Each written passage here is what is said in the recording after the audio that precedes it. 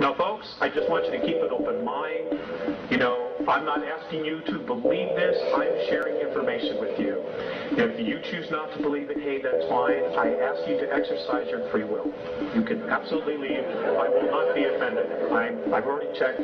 None of these chairs have seat belts. We're literally going to create our own demise because we're buying into belief systems that say we ourselves are not mature enough or grown up enough to take care of our own selves. So we need somebody to come in here and take care of us. And I'm not here to offend anybody, but really think about it. Really think about, you know, what we've done and what our history has been. You know, we've been to this place so many times before, and we still haven't gotten it right. And we're still not going to get it right unless we do it as a race and just cut out all the crap. And right now, we have an opportunity. There is a window of time for us to break free, and we have to wake up, period. I find conditions as they are unacceptable, and I find no threat in social change.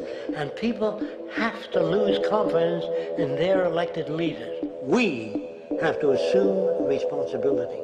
If not, I fear the consequences. So what is the matter with us? Why are we so perverse? What is it that drives the inertia of these dominator systems? Shouldn't we consider in every nation major changes in the traditional ways of doing things, a fundamental restructuring of economic, political, social, and religious institutions? The stupidity of the nuclear arms race, the development of weapons, trying to solve your problems politically by electing this political party or that political party, that all politics is immersed in corruption. Let me say it again, that all politics is immersed in corruption. And, you know, even the monetary system, it's just a belief system. You know, the only value on it is what we believe it is. We could change that tomorrow if we wanted to. I mean, we're so intelligent, we could create something different. We have the brains, the know-how, the technology, and the feasibility to build an entirely new civilization. And it doesn't make any sense. Why are we so patient when our world, our children's world, the world of all future life on Earth hangs in the balance? I believe our only hope for the future is to adopt a new conception of human ecology, one in which we start to reconstitute our conception of the richness of human capacity. Our education system has mined our minds in the way that we strip mine the earth for a particular commodity, and for the future it won't serve us. We have to rethink the fundamental principles on which we're educating our children. We want to create a real future where our kids will have an opportunity to be whatever they want, to live in an environment that's clean, that's free, where they can have water to drink. And our task is to educate their whole being so they can face this future. By the way, we may not see this future, but they will. And our job is to help them make something of it. As long as we accept a temporary solution, the problem will go unsolved. It'll be solved for you and me right now, but not for our children. There are no Negro problems, or Polish problems, or Jewish problems, or Greek problems, or women's problems. They're human problems. Not an American problem or a Negro problem. And as a human problem or a world problem, we feel that it should be taken out of the jurisdiction of the United States government and the United States courts. And that's it. We need to stand up as a race, exercise our free will, and say, you know what? We don't want to live this way anymore. And this is what has to be done on a societal scale. And it is not as difficult as we may wish to be assured by the establishment. We talk about civilization as though it's a static state. And there are no civilized people yet. It's a process that's constantly going on. We're not civilized. It's an ongoing process. As long as you have war, police, prisons, crime, you're in the early stages of civilization, what they call civilization.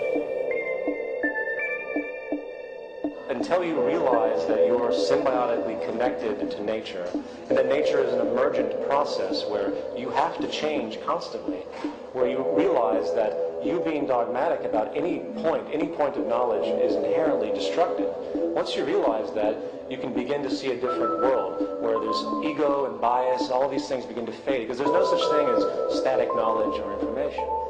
So most people don't even understand how easily we're influenced by our environment. Every person that we encounter, every single situation that we're faced with, every little word that's said on television may not seem too influential to our conscious minds, but your unconscious is designed specifically to let every environmental signal influence you without your awareness. And yet here we are, literally creating all this. That's how powerful we are. That's how powerful our minds are.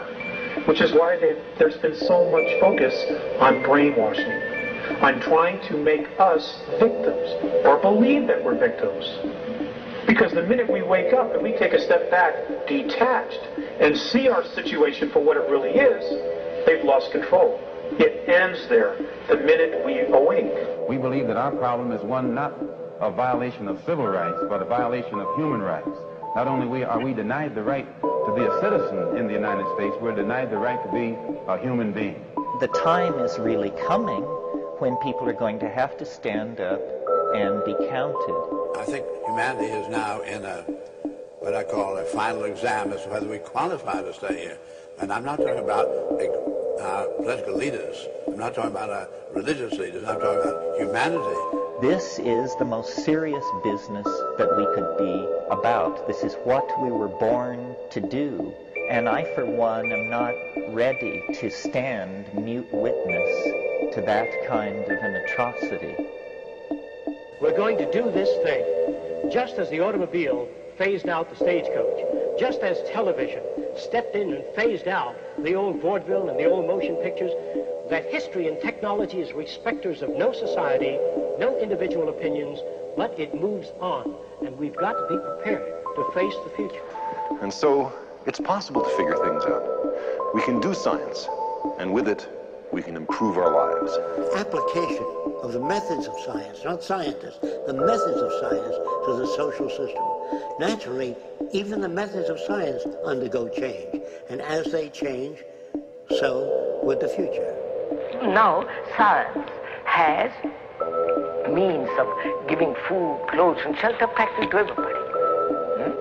So the point here is tremendously perverse misdirection of resources, a tremendous patience with institutions that have proven that they are either ineffective or actually the enemy.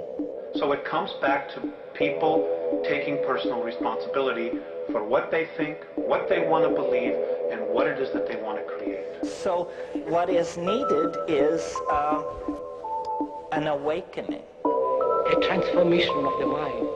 And we are the generations, strange as it may seem when you survey the world today, we are the generations, I passionately believe, who are going to love the world into the paradise it really should be and was always designed to be. Changing the world is not something in the future anymore, or hoping to be better for the kids. It's here and now. A new consciousness is developing which sees the Earth as a single organism and recognizes that an organism at war with itself is doomed. We are one planet.